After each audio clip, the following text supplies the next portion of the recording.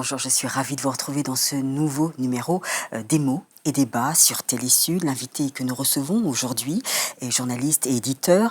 Il a écrit pour la presse musicale et le hip-hop. Il a fondé le journal Tant pis pour vous en 2004 avec un autre fondateur. Et puis aussi, il est devenu le rédacteur en chef depuis 2006 de Gris-Gris International. Grégory Proch, bonjour. Vous allez bien ? Ça va très bien, merci. Oui, vous avez également collaboré à Libération, à d'autres magazines, d'autres quotidiens, que je n'ai pas mentionnés. Comme un pigiste. Voilà. En tout cas, merci d'être avec nous sur Télésud. Votre livre vient de paraître.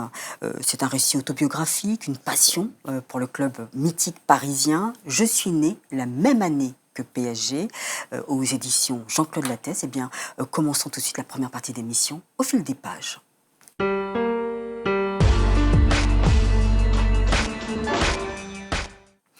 Grégory Proch, nous sommes en 2018, vous dites « Je suis né la même année que PSG », donc 1970, a été créé ce club. 48 ans après, près de 50 ans après, pour quelles raisons vous écrivez aujourd'hui justement sur cette passion que vous entretenez avec ce club, le PSG? D'abord, je vous félicite, Patricia, parce que vous êtes une des rares à dire le titre tel qu'il est. Et vous n'ajoutez pas l'article, oui. le. Déjà, je vous en sais gré. Merci. Et je pense qu'il y a à peu près 300 pages de raisons. Oui. Si je devais, il y en a quelques-unes qui me viennent comme ça. J'imagine que dans 2 ans, le PSG fêtera son cinquantenaire. J'espère, avec ce livre, avoir pris une option sur la place d'historien officiel que j'aimerais bien récupérer auprès des instances qataries qui s'occupent du Paris Saint-Germain aujourd'hui. Il y avait aussi un peu une affaire c'est à la mode aujourd'hui un peu, mais une affaire de transmission. C'est que la vie m'a donné un beau-fils. Oui. Qui est malheureusement pour lui, d'une certaine façon, à cause de moi ou grâce à moi, est tombé dans le foot et dans PSG, puisque pour moi le foot est PSG. C'est-à-dire, par exemple, la Coupe du Monde en ce moment, je regarde pas tant les performances des sélections nationales que les performances des sélections où il y a des joueurs parisiens. Donc je peux... hier, j'étais pour l'Argentine parce qu'il y a au moins 2 Parisiens qui jouent en équipe d'Argentine, etc. Donc c'est une façon de voir le monde, si je puis dire. Il y avait ça, puis il y a un côté un peu moqueur quand cet enfant était un peu plus jeune, aujourd'hui il a 15 ans, quand on polémiquait, quand on faisait des joutes verbales sur le foot, et qu'il lui sentait bien qu'avec malice il me poussait à faire toujours plus de raisonnement, de rhétorique, parce que lui, il s'en sert ensuite à l'école pour faire le malin, oui, dans les débats footballistiques de cours de récréation. Et je lui disais toujours, et quand il avait 10-11 ans, ça le laissait sans réaction. Je lui disais, mais moi, je suis né la même année que PSG. Tu peux pas lutter avec moi. J'ai forcément raison. Le club coule dans mes veines. Tout ce qui lui arrive, je le ressens, je le comprends. Donc, ce que je te dis est forcément la vérité. Ça avait le don de beaucoup l'énerver parce qu'il n'avait pas de réponse à cette époque-là à ça. Et ça donnait lieu à du chahut, à des jolis moments au présent et au passé. Il est agréable de s'en souvenir aussi. Et il y a un peu de cette idée-là. Alors, ensuite, il y a l'idée de lui expliquer un peu ce qu'était PSG, mais pas comme dans un livre d'histoire ou comme dans un livre anthologique. Je ne donne pas la date de naissance exacte de la structure Paris Saint-Germain, mais lui dire ce que c'est dans la vie du jeune banlieusard que j'étais, qu'il est lui aussi aujourd'hui. Qu'est-ce que c'était que ce club apparemment très riche, qui a son stade dans le 16e arrondissement, dont les premiers propriétaires s'appelaient Daniel Echter, qui a appartenu ensuite à Canal+, qui appartient aujourd'hui à des Qataris. Il est entendu que Paris est riche. C'est pas aussi simple que ça. D'abord, Paris n'a pas toujours été riche, comme on le dit, mais de toute façon, l'image l'emportait. Et ça ne résout pas un problème. Pourquoi des banlieusards aiment un club de riches? Alors justement, avant d'aller vers cette vision un peu de ce club justement tourné vers les banlieusards, parce que moi, quand vous dites votre beau-fils, c'est plutôt vers la fin du livre que nous découvrons cette passion, enfin cet échange, cette transmission que vous voulez offrir à votre fils ou beau-fils. Mais vous commencez par votre enfance, adolescence. On est dans le giron familial. On découvre votre grand-père Noël, votre grand-mère Marguerite, votre maman Thérèse et vos tantes. Mais ce que j'ai bien aimé dans les premières phrases, c'est « Je suis le fils du soldat inconnu d'une secrétaire anonyme, né à Paris le mercredi 13 septembre 1970 à 18h30, clinique Nicolo, rue Nicolo. Pas de père, pas de patrie. Mon pays, c'est le ventre de ma mère et ma mère est née à Paris.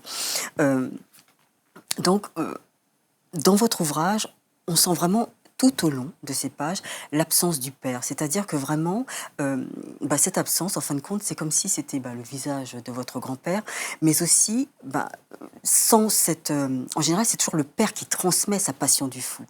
Et là, c'est vous-même qui forgez. Ah oui, lui, c'était pas son truc. Il aimait le cyclisme, beaucoup plus que le football. Et il trouvait, sans doute à juste titre, que le football était immoral, parce qu'il y avait déjà à l'époque beaucoup plus d'argent que dans les autres sports, et c'était rien par rapport à ce que c'est aujourd'hui. Mais déjà, il y avait cette impression que les footballeurs étaient, par rapport aux cyclistes, aux rugbyman, étaient déjà des gens, comment je pourrais dire ça, aidés, qui bénéficiaient d'une bonne image, d'un peu de sous et tout ça, alors que pour lui, le vrai héroïsme, c'était, comme Fausto Coppi, de parcourir seul l'Alpe d'Huez en vélo, etc. Et dans mon enfance, j'étais pris un peu entre les deux, parce que raconté par lui, la boxe ou le cyclisme, c'était merveilleux. Et d'un autre côté, je ne me voyais pas faire les efforts que fait un cycliste, je ne me voyais pas prendre sur le nez les coups que prend un boxeur, alors que le football... Mais il y a une médiation, c'est qu'une de mes tantes avait pour petit ami à l'époque un monsieur qui s'appelle Jean-Pierre, qui travaillait chez RTL. Or, RTL était le sponsor de Paris Saint-Germain à l'époque, ce qui nous donnait droit de temps en temps à des places pour des spectacles ou pour des matchs.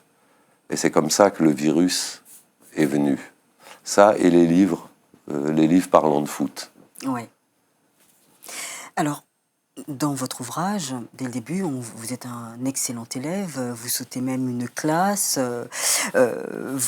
c'est l'élève idéal, l'enfant idéal. Mais petit à petit, on s'aperçoit que ça se gâte. Ça se gâte. Pourtant, vous êtes quelqu'un de très livresque, plutôt cultivé. Mais pas du tout à ces époques-là. En fait, je dois l'accès à la littérature à une jeune femme dont je parle dans le livre, la première avec qui j'ai vécu, qui, elle, lisait, était très intelligente, très cultivée, et qui donc m'a pas mal complexé à l'époque, et il m'a semblé que le seul moyen de nous remettre à égalité, c'était que je me mette un jour à lire quand même, parce que avant, je lisais ce qui concernait le foot et la boxe, c'est tout. Ouais. Et je faisais comme tout un tas d'escrocs à l'école, je lisais le profil d'une œuvre au lieu de lire l'œuvre, je copiais un peu les résumés, et en fait, les livres sur le foot qui à l'époque existaient étaient assez bien écrits pour certains, en particulier celui que je tiens pour un vieux maître, même si je ne l'ai jamais rencontré, mais c'est le premier auteur que j'ai lu et dont je pouvais identifier la signature grâce à son style, qui s'appelle Jacques Thibert, il est toujours vivant. J'arrive pas à entrer en contact avec lui parce que j'aimerais beaucoup lui envoyer le livre, qui était l'auteur de ce qu'on appelait les années du football à l'époque, qui paraissait chez Calman Levy. Et chez lui, j'ai piqué beaucoup, quand j'étais collégien, des formules, des tournures qui me permettaient de donner le change dans les rédactions et dans les œuvres écrites à l'école, parce que, lui piquant des tournures journalistiques, j'avais l'air un peu plus à l'aise, un peu plus éloquent. Enfin, comme vous le disiez, à partir de la 5e, la catastrophe s'est profilée. Et puis aussi, vous changez énormément de ville. À un moment, vous êtes à Paris. Après, vous vous retrouvez en banlieue à Savigny-sur-Orge. Et puis à un moment, c'est votre tante aussi qui vous élève du côté de... En fait, c'est ça. Il y a un moment bizarre. Les banlieusards sont un peu les pecnos et les paysans d'aujourd'hui. Comme dans les romans de Balzac, le paysan vient de loin pour faire de la poésie à Paris, du journalisme, etc. En fait, il me semble qu'aujourd'hui, les banlieusards ont à peu près le même statut.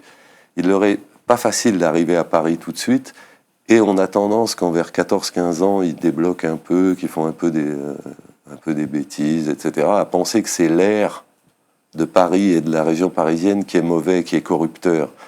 Alors comme j'avais une tante dans le Midi, qu'elle connaissait des gens dans le lycée à Manosque, On a pensé qu'en me sortant de l'air parisien, en me mettant à Manosque, on allait réussir à me sauver, parce qu'ils continuaient tous à penser que je ferais peut-être des études brillantes un jour. Moi, je savais depuis un bon moment que j'aurais le bac à peu près, peut-être, mais au-delà, ce serait difficile, que je n'avais pas les aptitudes au travail et la passion et la concentration qu'il faut. Je suis très admiratif, moi, des gens qui font un 3e cycle, qui font de l'histoire jusqu'à l'agrégation, etc., parce qu'ils ont une passion, et qui travaillent à cette passion de tout le temps.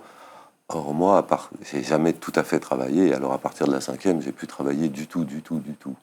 En tout cas, dans votre ouvrage, durant ces années, votre enfance, adolescence, il y a le PSG qui est là, qui est présent, alors que dans le foot français, le visage, c'est Dominique Rocheteau, mais vous, c'est Dominique Battenet. Pour quelle raison? D'abord, quand j'avais 7-8 ans, j'avais une coupe au bol, comme tout un tas de gamins de cette époque-là, avec une frange, et Battenet avait à peu près la même coupe, ce qui me permettait... Bon, je vous parle d'un temps où on connaît les joueurs de foot grâce à 3 ou 4 photos, pas plus. Oui. Ils passent très peu à la télé, il y a très peu de matchs dans une saison, contrairement à aujourd'hui où on est complètement saturé, et où je me demande même comment font pour respirer les gens qui n'aiment pas le foot, alors qu'à l'époque, c'est très marginalisé. On a les figurines Panini, où on a les visages des joueurs, on a quelques photos dans des livres, et donc ça permet de trouver qu'on ressemble à un tel, même si c'est pas si sûr que ça. Mais donc, je voyais bien que tout le monde aimait Rocheteau, et que dans tout le monde, il y avait ceux qui aimaient pas vraiment le foot. Ils aimaient Rocheteau parce que, comme aujourd'hui, on aime Neymar ou Ronaldo ou Messi, il n'y a pas besoin de s'y connaître. Oui. Alors que j'étais déjà un peu prétentieux quand j'étais petit. Battenet, il faut déjà s'y connaître un peu pour le connaître. Donc c'était une première touche j'allais dire de dandisme, enfin en tout cas de volonté de se faire remarquer. Et Battenet était un joueur très très méritant. En tout cas aussi, vous disiez dans votre ouvrage, je suis aussi susicien. Là, c'est l'arrivée, j'allais dire presque du religieux dans la vie. Un jour de décembre 1982, signe au Paris Saint-Germain un joueur yougoslave qui s'appelle Safet Suzic, et qui, de 82 à 91, va être l'idole de ce stade. Et je ferai partie de ceux qui l'adorent. Et je découvre qu'il existe des gens qu'on veut défendre en toutes circonstances, même quand ils ont tort, qu'on est capable d'inventer des trésors de rhétorique pour défendre les mauvais choix de son joueur préféré, que finalement un jeu collectif peut se réduire dans les yeux d'un enfant à un art individuel. C'est-à-dire que Paris Saint-Germain peut perdre, je m'en fous du moment que Suzic a été bon, ou qu'il a réussi quelque chose, ou qu'il a tenté quelque chose. C'est le premier que j'ai vu de mes yeux, voilà, qui avait quelque chose d'artistique, avec aussi un joueur qui s'appelait Mustapha Daleb, qui était juste avant lui aussi au Paris Saint-Germain. Les deux, c'est peut-être des gens qui recherchent plus des trajectoires, des courbes, de l'esthétique, plutôt que l'efficacité. Ce ne sont pas des buteurs, ce sont des gens qui préfèrent faire des passes, qui préfèrent créer et trouver des trajectoires impossibles, des courbes, encore une fois, invisibles pour les autres. Là, il m'a semblé qu'en termes de prétention, de vanité, il y avait, chez ceux qui sont sur le terrain, c'est très souvent numéro 10, alors ça va jusqu'à Maradona, il y a quelque chose de spécial, il y a des buteurs, il y a des défenseurs, et puis il y en a un au milieu, un créateur, c'est comme ça qu'on appelait ça à l'époque. Et les enfants se divisent en deux, quoi. Ceux qui aiment les buteurs parce que c'est efficace, ça claque, tout le monde en parle, et puis les un peu plus subtils, un peu plus esthètes, qui aiment celui qui permet le but. Mais justement, quand vous parlez de but, je voudrais savoir comment avez-vous fait? Est-ce que vous avez fait un travail de mémoire? C'est-à-dire parce que dans votre ouvrage, vous parlez quand même des rencontres PSG Nantes, PSG, je sais pas, Italie. Ou alors vous avez regardé? Alors ça dépend. Il y a des matchs que je connais par cœur. Oui. La finale de la Coupe de Parce France. qu'on a l'impression vraiment de regarder le match quand on vous lit. J'ai voulu jouer sur plusieurs registres. Il y a le registre du souvenir pur. Il y a parfois ce qu'il en reste, c'est-à-dire ce qu'en disent les gens, ce que la mémoire collective a conservé, ce que les bilans et les autres livres de foot ont conservé. Vous prenez un exemple comme le fameux match France-Allemagne en 1982 à Séville, où le gardien allemand tamponne le joueur français Baptiston, qui tombe dans le coma, etc. Ça appartient à tout le monde. Oui. Moi, j'en dis pas un mot. Je le mentionne parce que justement, il appartient à tout le monde. J'ai pas grand-chose de plus intelligent à dire. Ensuite, il y a les matchs. Grâce à Internet aujourd'hui, on peut trouver des milliards et des milliards d'heures d'images, soit qu'on n'a jamais vues, soit qu'on n'avait jamais revues. Et pour l'auteur, c'est vraiment un challenge. Rentrer, prendre, là je pense en l'occurrence je décris longuement la première mi-temps d'un match, non pas le match entier, avec l'espoir de rendre tout ce qu'il y a d'épopée, tout ce qu'il y a de dramatique, de tragique dans un match de foot et de très technique. Le foot, on entend souvent les gens penser qu'il y a du hasard, de la chance, ou au contraire, que de la corruption. C'est évidemment pas si simple.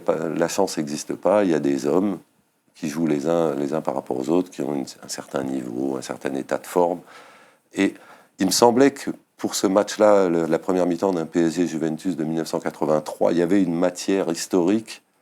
Parce que tous les gens dont je parle qui ont aimé le Sušić, dont j'ai parlé tout à l'heure, de 82 à 91, l'aiment à cause de cette mi-temps. Un moment où, à lui tout seul, il a dépassé la très grande Juventus de Turin, où il a rendu chèvre les meilleurs défenseurs du monde, et il était à nous. On avait une équipe un peu faible, mais on avait ce type-là au milieu, qui à lui tout seul pouvait les vexer, les humilier, leur faire des petits ponts, et leur donner le change. Et ce qui correspond le mieux pour moi à mon amour pour ce club à cet instant-là, c'est ça. Nous sommes petits, mais nous pouvons gâter votre sourire, nous pouvons gâter votre victoire. C'est paradoxal, puisque ça se passe au Parc des Princes, qui est un stade pour l'époque très grand, très majestueux. Enfin, on n'était pas beaucoup à l'époque au Parc des Princes. Pas beaucoup. Mais on a l'impression qu'il y a un regret, une sorte, je ne sais pas si je peux dire regret, remords. On a l'impression que le fait que Canal+, qui est devenu propriétaire du club PSG, s'est mise à courtiser en fin de compte les banlieusards. Et vous dites les banlieusards basanés. On a l'impression que comme si les banlieusards basanés ont foutu le bordel. Non. Alors, moi, c'est ce que j'ai compris. Je comprends. En fait, au tout début, le public de PSG est à deux origines, pour aller vite. Des banlieusards blancs, alors chômeurs, étudiants, ouvriers, c'est ça le public de foot idéal. Hein. Quand il commence à y avoir papa, maman et les enfants, c'est qu'on n'est plus au foot, ça devient du spectacle, c'est autre chose. Le public de foot, ça braille, ça crie, ça insulte ses propres joueurs d'abord, avant d'insulter les autres. Oui. Donc, ce premier noyau de public de banlieusards est plutôt blanc, mais pour des raisons historiques en fait évidentes. C'est que dans les années 70, les banlieusards maghrébins ou africains apparaissent peu et vont peu dans Paris. Ça fait pas très longtemps qu'ils sont installés, on les confine énormément. Je pense à des villes comme Nanterre, où on leur dit pas qu'il est interdit de sortir, mais pas très loin. Donc longtemps, il y a ce public-là qui est matiné d'un public que moi j'appelle le public du sentier. En tribune présidentielle, il y a Daniel Echter, Enrico Macias, il y a les deux. C'est très étonnant, des plus riches aux plus pauvres. Oui. Mais il n'y a pas de milieu, il n'y a pas de classe moyenne. Et quand une équipe extérieure comme Saint-Étienne ou Marseille vient à Paris, ils envahissent le parc, parce que Paris est peuplé de provinciaux. La banlieue est peuplée de Parisiens et de banlieusards. Mais Paris est énormément peuplé de provinciaux, de gens qui sont venus pour travailler dans la musique, dans le cinéma, et travailler dans les bureaux normalement, mais on vient encore à Paris pour trouver du boulot. Alors que les banlieusards restent dans leur banlieue, et ce club est le leur. Il l'est devenu, d'une certaine façon, grâce à Canal+. Parce que le premier public a une très mauvaise réputation, qui se justifie, je veux pas, il y avait des violences chez les supporters parisiens, incontestablement, mais il y en avait dans toute la société. Et comme aujourd'hui. Mais ces violences, justement, elles sont apparues avec les banlieusards basanés ou bien avant? Parce qu'on se souvient à la télévision, moi quand je regardais, c'était effrayant, ces bastons à l'issue des matchs, mais c'était flippant. C'est tout à la fois. Il y en a avant, mais il faut l'articuler. Le corollaire, c'est l'époque. On est au milieu des années 80, 85, 86. C'est l'époque où François Mitterrand écrit au président, qui était le président de la République française à l'époque, écrit au président de Chêne pour demander que Jean-Marie Le Pen puisse passer. parce que François Mitterrand, à l'époque, veut diviser la droite, et donc, entre guillemets, lui instille le poison de l'extrême droite, qui, à partir de là, va diviser la droite en deux. Ceux qui osent s'allier avec Le Pen et ceux qui n'osent pas. Ce qui va permettre à Mitterrand de regagner la présidentielle de 88 et à la gauche de durer pendant tout ce temps-là. Parce qu'il y a toujours, à un moment ou à un autre du débat, cette question, vous allierez-vous avec Le Pen? Et donc, Mitterrand a besoin, pour que ça marche, que Le Pen passe à la télé. En plus, il connaît Le Pen, ils sont avocats tous les deux, il le connaît des années 50, il sait que Le Pen est bon tribun et qu'il suffit de lui mettre une caméra pour qu'il fasse de l'audience. Et c'est un phénomène un tout petit peu plus global. L'extrême droite arrive médiatiquement à l'image. Et une des sources, ça va être le public parisien, parce que dans une tribune de 4000 personnes à peu près, qui est la tribune Boulogne, qui est celle des banlieusards blancs, dirais-je, il y a quelques skinheads. Mais ils sont résiduels, ils sont une centaine au maximum, une cinquantaine le plus souvent, et les médias adorent dire que ces gens-là contrôlent la tribune. Alors que la tribune, elle est incontrôlable, elle est faite de pauvres types, d'alcooliques, de types qui viennent pour se bagarrer, de gens qui aiment le foot, et qui n'ont jamais obéi à personne. Mais, médiatiquement, on a accolé à la tribune Boulogne l'idée qu'elle était une tribune nationaliste, oui, skinhead, etc. Et des ultras, voilà. Vraiment. Et dans ce contexte-là, Canal+, quand ils achètent le club en 91, ils savent qu'il y a ce problème qui n'est pas soluble. Parce que les gens de la tribune Boulogne, ils ont beau ne pas être skinhead, ils ne marcheront pas avec les journalistes et avec tout ça pour dénoncer les skinheads. Donc, on a une espèce de village, entre guillemets, gaulois, qui est arc-bouté et qui est renforcé par cette position marginale. Plus on les attaque, plus on les traite de ceci et de cela, plus ils le deviennent. Comme sociologiquement, c'est observable partout sur Terre. Vous devenez ce qu'on dit que vous êtes, au bout d'un moment. Donc, il y a toujours aussi, il faut penser que je parle de jeunes hommes qui ont entre 16 et 30 ans. Bon, il y a la testostérone, le goût de la bagarre, l'alcool, enfin, il y a tout ça. Et donc, Canal+ sait qu'il ne peut pas casser cette tribune parce que c'est le cœur historique des supporters. Ceux qui étaient là dès les années 70. Donc, ils ont une idée assez géniale sur le plan médiatique, c'est qu'ils vont, entrer en contact avec la fédération, etc., et faire distribuer beaucoup de places auprès des collégiens et des lycéens. Et ça, ils vont le faire vers les banlieues. Pour avoir la tribune, il y a la tribune Auteuil et celle qui lui fait face, qui est la tribune, il y a la tribune Boulogne, historique, et en face, il y a la tribune Auteuil, que Canal+ va remplir de banlieusards que je dis plus basanés, oui, mais qui n'en sont pas moins parisiens, français, comme ceux d'en face. Et là, à partir de cet instant-là, on va avoir pendant 15-20 ans, sporadiquement, des affrontements entre eux. Ça, c'est vrai. Parfois, l'union sacrée entre eux contre d'autres. C'est les joies et les vicissitudes du football. Et le rôle de Canal+ est ambivalent, parce qu'ils ont artificiellement, si je puis dire, équilibré l'image, mais en même temps, ils ont donné la parole aux banlieusards, qui jusque-là n'existaient pas dans le concert. Même le rap, oui, était très parisien, pour commencer.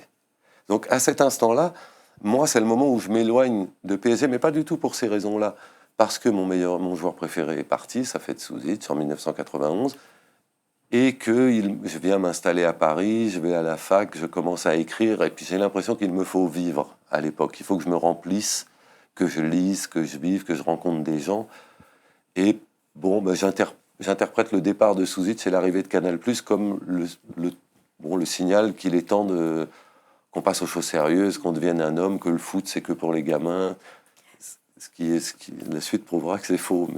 Mais en tout cas, dans votre ouvrage, même si vous abandonnez un peu le PSG, il y a, pour ceux qui aiment ce club, en tout cas, vous faites beaucoup de comparaisons avec le club aujourd'hui. Avec par exemple, vous parlez de Zlatan, vous parlez de Pastore, et vous comparez justement l'impression que vous dites que, comme si ces footballeurs d'aujourd'hui sont plutôt bling-bling, mais il y a moins la passion qu'il y avait avant. Alors, c'est compliqué parce que je suis pas du tout c'était mieux avantiste, Ouais. si je puis dire. Mais ils gagnent trop d'argent, on sent plus cette passion. Non, c'est- parce que enfin, moi je suis toujours embarrassé quand on parle de l'argent des footballeurs, parce qu'on parle jamais de l'argent de ceux qui les payent, qui sont beaucoup plus riches qu'eux. Je veux dire, il y a eu 10 ou 15 ans, aux États-Unis, les joueurs de NBA, de basket, avaient fait une grande grève. Et il y avait eu une violente polémique et des campagnes de presse pour les attaquer là-dessus. Et eux avaient répondu beaucoup plus intelligemment que les joueurs de foot, ici, qu'il fallait demander à ceux qui les payaient.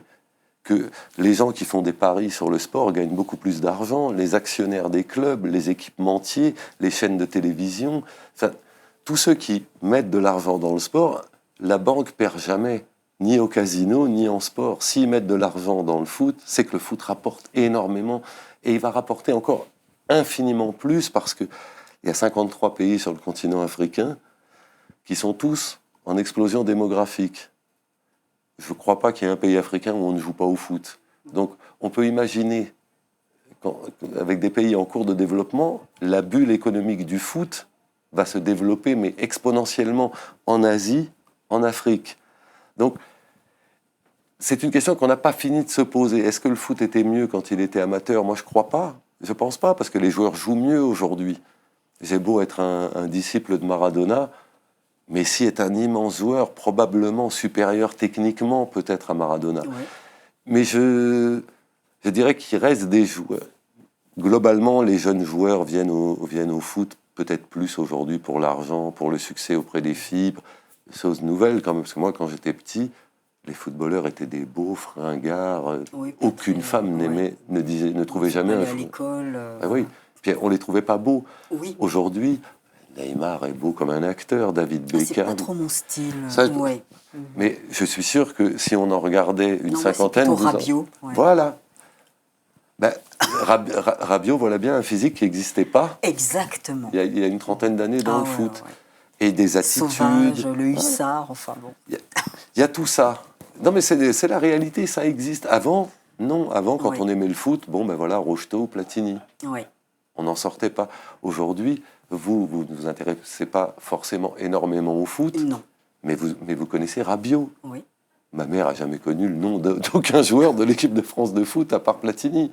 Donc il y a une espèce d'officialisation des joueurs de foot. Ils sont devenus des canons de beauté. Tout le monde s'habille comme les joueurs de foot, Oui, ou se coiffe. se coiffe comme eux. Le maillot de foot est devenu vrai ou faux l'habit numéro 1 des jeunes gens. Il y a des filles avec des maillots de foot dans la rue. Oui. Et pas Et forcément. de plus en plus de filles pratiquent aussi Absolument. ce sport. Ouais. Donc, je ne peux pas dire que c'était mieux avant. C'est forcément mieux. C'est comme le rap, c'est comme toutes les choses nouvelles. Bon, bah, ceux qui l'ont connu au tout début ou avant penseront toute leur vie que c'était mieux avant. Mais en fait, c'est nous qui étions mieux avant. J'étais mieux avant, pas c'était mieux. Moi, j'étais mieux. Ouais, j'étais plus drôle, plus léger, plus jeune, tout ça. Mais le foot avait des défauts. Je veux dire que si on regarde un match des années 80 sur Internet, c'est très lent. Il y a quelques changements techniques qui ont eu lieu, qui font que le jeu est beaucoup plus rapide aujourd'hui. Les joueurs ont des performances physiques très supérieures. Je veux dire, Platini était comme moi, un peu maigrelet, il avait un tout petit peu de ventre. Je veux dire, quand on le compare aux athlètes qu'il y a aujourd'hui, Oui. et probablement que la cassure se fait à la fin du XXe siècle, avec la Coupe du Monde 98. Tous les athlètes français de l'équipe de France sont beaux. Ils font tous 1m80, 80 kilos, ils sont parfaitement équilibrés physiquement, ils mangent diététiquement, enfin, on est très loin des buveurs de bière anglais des années 70, etc. Donc, je ne peux pas dire que c'était mieux avant, je sais pas, aujourd'hui c'est comme ça, alors c'est très dur, par exemple, pour un supporter parisien de penser que ce sont des Qataris aujourd'hui qui possèdent le club. Et non pas pour des raisons de xénophobie, j'ai rien contre les Qataris en soi, mais l'idée que, bon ben voilà, des gens qui viennent de milliers de kilomètres, qui n'ont aucune connaissance de la banlieue parisienne, de Paris et de ses spécificités, achètent le club, achètent les meilleurs joueurs. Et le paradoxe, c'est exactement le Paris Saint-Germain dont je rêvais quand j'avais l'âge de mon beau-fils. C'est-à-dire, je me disais, putain, si on était vraiment riche, on achèterait tous les meilleurs joueurs, on écraserait tout, on gagnerait tous les matchs 5-0. Et en fait, depuis 4-5 ans, c'est le cas. C'est un peu ennuyeux. on en vient presque à espérer que Marseille remonte un peu pour qu'il y ait à nouveau des joutes un peu enflammées.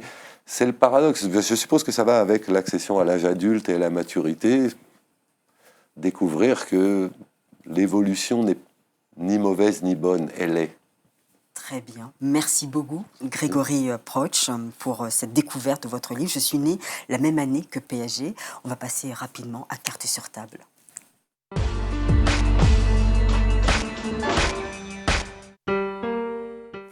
Pour Cartes sur table, alors on va voir l'autre partie de Grégory Proch.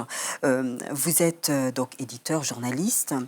On vous connaît comme rédacteur en chef du Gris-Gris International. Alors, expliquez-nous, c'est un journal satirique qui est tourné, la cible c'est l'Afrique. Ouais.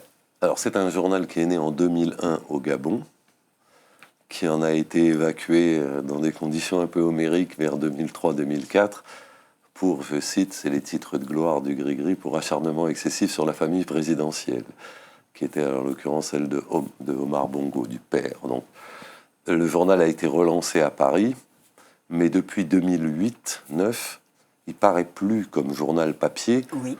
Pour une raison simple, c'est que le Gris-Gris sur le continent était vendu 200-300 francs CFA maximum. Ce qui est le prix d'un journal satirique. Un journal satirique, ça doit soulager les gens, apporter des informations, bien sûr, mais soulager les gens. Les gens dominés, les gens humiliés, les gens pauvres, il faut qu'ils trouvent des moqueries sur les gens qui les oppressent, qui les soulagent.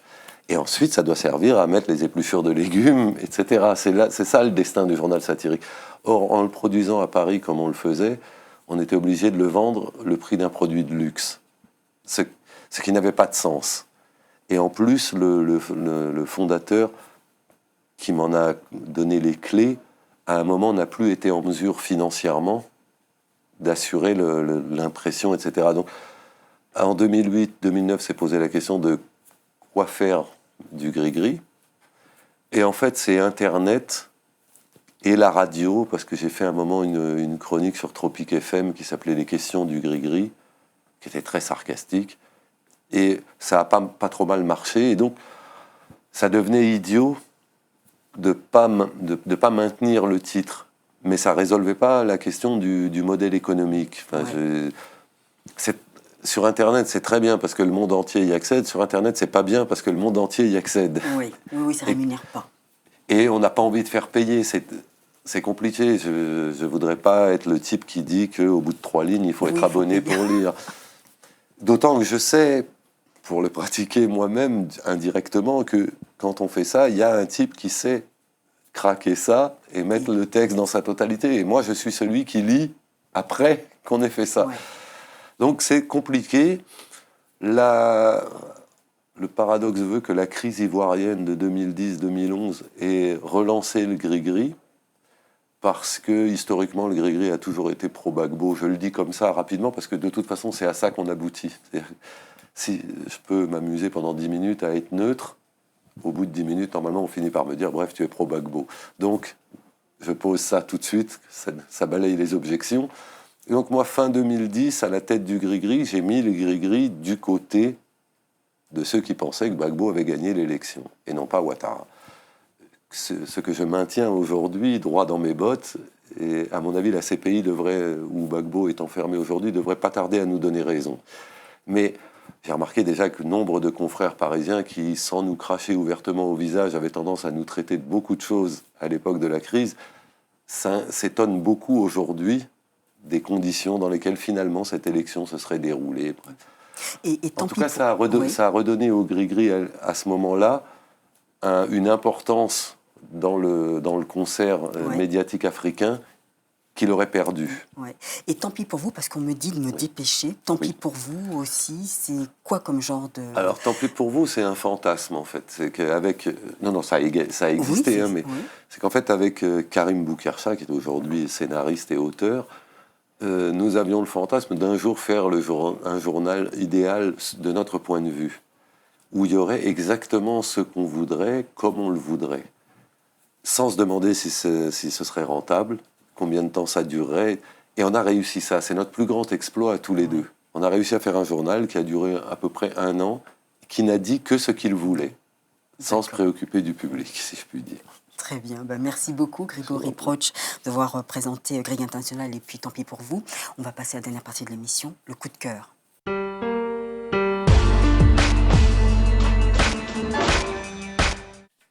Alors, pour le coup de cœur, c'est une femme. Qui est-elle? Alors, Votre choix? elle s'appelle Samira Fall. Oui. Elle voilà, elle a publié aux éditions Materia Scrita, alors je ne sais pas s'il faut le montrer. Oui, non, enfin, parce vous que l'avez lui, en déjà, banc-titre. oui. Aux éditions Materia Scrita, elle a publié un recueil de poésie qui s'appelle donc Oxymorique. Et ça m'a beaucoup intéressé parce qu'autant le slam en France peut m'ennuyer pas mal pour son côté rap sans musique, si je puis dire, et textes souvent alcoolisés, autant pour une Sénégalaise d'aujourd'hui, le slam, c'est tout à fait autre chose. C'est réellement un prolongement poétique, c'est réellement une expérience littéraire totale, avec en plus l'interprétation. C'est-à-dire qu'elle se déplace, elle va dans les centres culturels, dans des cafés, etc., et elle dit ses textes elle-même. Elle les porte, elle les incarne, et ce qu'elle publie a été éprouvé sur scène. Et quels sont les thèmes qu'elle aborde? Ça va, il y a vraiment, je peux vous dire les titres, ça vous renseignera d'une certaine façon. Désillusion, sinueuse errance, l'heure, ailleurs, procession déambulatoire, ascension céleste, esprit en cocon, nuage tombeau, sabbat amoureux, elle au pluriel. Donc, ça peut être très court, ça peut durer 4 pages, ça peut être rimé par instant beaucoup plus libre à d'autres. C'est en tout cas d'une rigueur esthétique admirable et je vous encourage vivement à aller sur YouTube, vous rentrez Samira Fall, il y a quelques-unes de ses performances et prestations qui sont en ligne. C'est une expérience extraordinaire et c'est vraiment un de mes auteurs aujourd'hui préférés. Très bien. Merci beaucoup, Grégory Proch, de nous avoir présenté Samira Fall pour son recueil de poésie, en fin de compte, Oxymorique. Et puis aussi, vous êtes venu nous voir pour votre ouvrage, cette parution qui est sortie ce mois de 30 mai. 30 mai. Je suis née la même année que PSG, aux éditions Jean-Claude Lattès. Merci beaucoup, Grégory Proch. Merci, Patricia. Et puis, quant à vous, mes chers complices, eh bien, c'est la fin de la saison. On se retrouve à la rentrée prochaine. En tout cas, merci beaucoup de votre fidélité. Passez d'excellentes vacances, bien sûr. Je penserai à vous, parce que moi aussi, j'en passerai de bonnes. Merci de nous rester si fidèles. Je remercie Sabir Gaïb, Valerio Truffa, Carole Martinazzoli et puis Charles Serrito pour leur précieuse collaboration. Merci beaucoup. Voilà. Au revoir et à bientôt.